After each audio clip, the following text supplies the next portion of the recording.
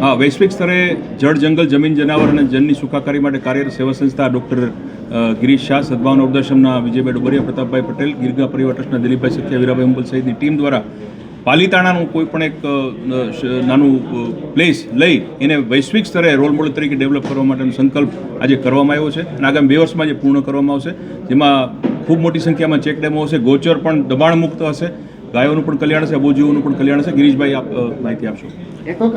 પ્રણામ, હું doctor Girish Jayantilal Shah, managing trustee સમસ્ત મહાજન, ભારત સરકારના એનિમલ વેલફેર બોર્ડ ઓફ ઇન્ડિયામાં મેમ્બર છું છેલ્લા 3 ટર્મથી. આપ બધાનું સ્વાગત છે. આપણું ગામ એ સ્માર્ટ ગામ તો હોઈ શકે, પણ આપણું ગામ એ હવે નંદનવન બનાવવું, નંદનવન બનાવવાની ખૂબ જરૂર છે. નંદનવન એટલે શું? ગામનું પર્યાવરણ, ગામની પ્રજા, ગામના પશુ એ બધા જ સુખી હોય, અને એ બધા સુખી હોય જ્યારે ગામમાં વરસાદનું ટીપે ટીપું સચવાતું હોય. એટલે નદી, નાળા, તળાવ, જે ગામના ચેકડેમ એ બધા ચોખ્ખા હોય, ઊંડા હોય, સ્વચ્છ હોય. ગામ બાવળ મુક્ત, ગાંડા બાવળથી મુક્ત હોય, ગામના ગૌચરો દબાણથી મુક્ત હોય, અને એમાં આપણા અબોલ જીવો, પશુઓ સુખ શાંતિથી ચરી શકતા હોય. અને ગામનું પર્યાવરણ એ 4000 જણા સામાન્ય રીતે ગામમાં રહેતા હોય તો માથાદીઠ એક ઝાડ એટલે 4000 દેશી વૃક્ષો, વડ, પીપળ, આંબો, આંબલી, લીમડો, ઔદુંબર, જામુન, એ પ્રકારના કદમ, કરંજ, અર્જુન જેવા દેશી વૃક્ષોથી ગામ આખું લીલુંછમ હોય. આ એક અમારો ભાવ છે. ભારતમાં ગુજરાત જે છે એના અંદર બી ભાવનગર જિલ્લાનો પાલીતાણા તાલુકો આખો એના 78 ગામડા, 4114 હેક્ટર ગૌચર ભૂમિ, 60,775 અબોલ જીવો, અને એ બધું જ અમારે સરસ મજાનું કરવાનો સંકલ્પ આજે કરીએ છીએ.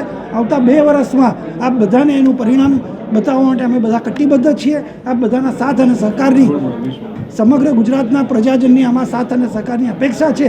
સમગ્ર વિશ્વમાં એક આખો તાલુકો રોલ મોડેલ બને એ માટેનો અમારો પ્રયાસ છે.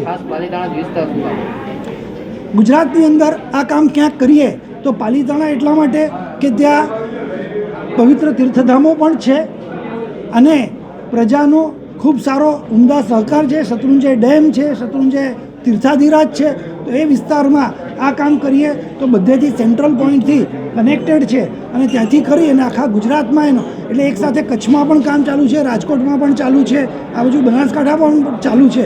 પણ કોન્સન્ટ્રેટેડ એપ્રોચ એક જગ્યાએ કરીએ તો એ રોલ મોડેલ જોઈ અને બીજે બધે પણ લોકોએ પોતપોતાની રીતે પણ કામ શરૂ કરે.